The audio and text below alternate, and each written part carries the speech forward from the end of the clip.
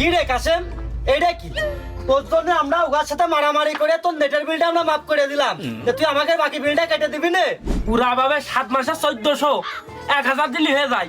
তোমার বাকি 2100, মাফ করবো কোন কায়দায়? আচ্ছা বুঝলাম। এই ওর কাছে ফোন দে, ও আমাকে 200 টাকা দিতি, আমরা ওর লাগি কাসেমের কাছে টাকা উঠিয়ে দিচ্ছি।